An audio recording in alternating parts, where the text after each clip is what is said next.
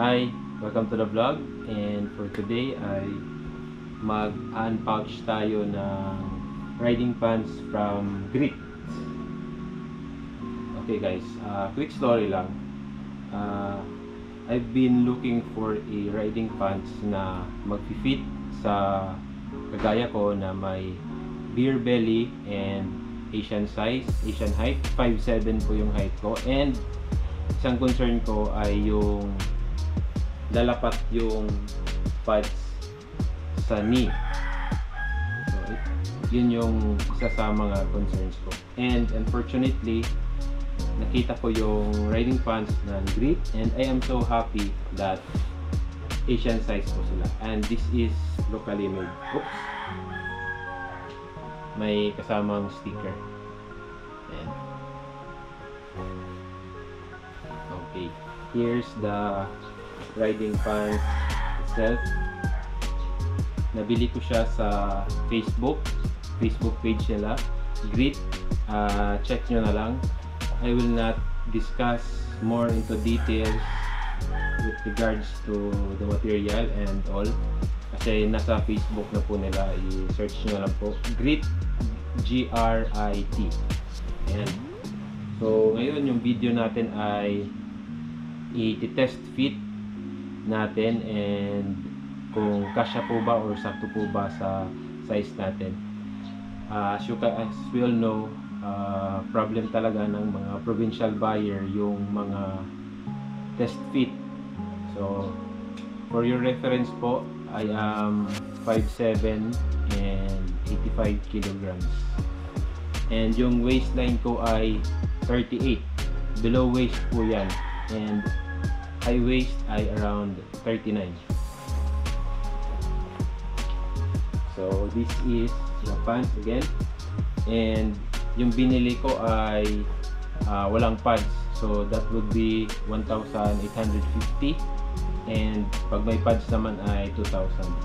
This is the Grit daily trousers, I believe. And first impression guys, maganda po talaga siya. Maganda, super quality yung pagkagawa. And dalawang bulsa. May zipper na bulsa sa side.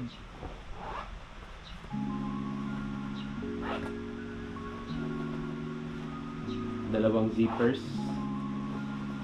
And kagandahan nito, yung slot ng knee pads ay nasa labas. Okay, and this is the riding pants when worn.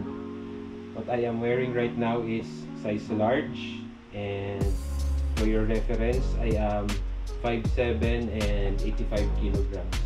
Siguro 5'9" pag naka-riding boots. Sinadya kong gamitin yung riding boots para makita nyo po ng maayos. 38 waistline and medyo maluwag po, and this is size large. Okay, ayan.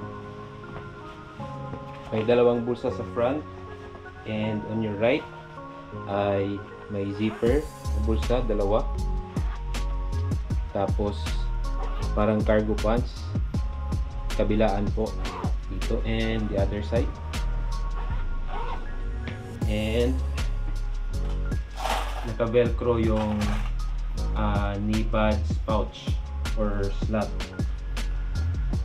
Lagay po natin. This one is from Kumini level 2, and fit po siya. Actually tinanong ko po yung sa Facebook admin nila, and mag-fit po. Actually friendly po sila.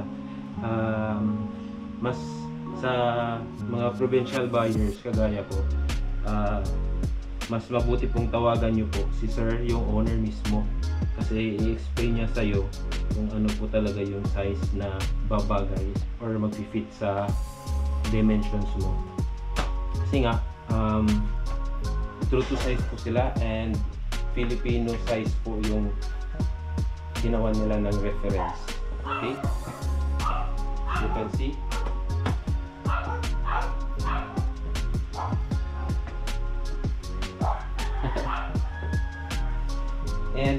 May slots dito sa may bandang cheek ng ano natin. Ina-try ko pong i-fit ito. By the way guys, below waist po siya. As you can see dito po, below waist po yung pants. Hindi po high waist na madalas nakikita ko sa mga international riding pants. For me, I believe ay mas common tayo sa below waist yung pagkasuot ng pants. Okay, here's the hip protection. I-test fit po natin. Ayan.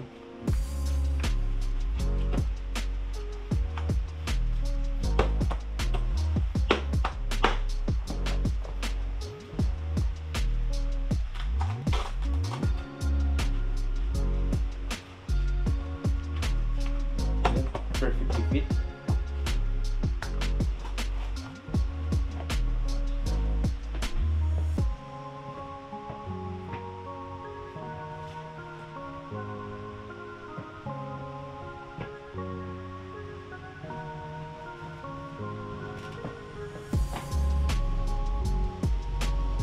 By the way guys, may velcro po dito.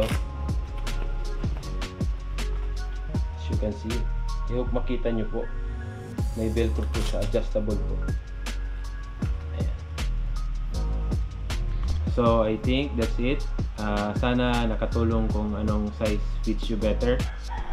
So I think that's it. I will end this video. Thank you. Ride safe. Bye bye.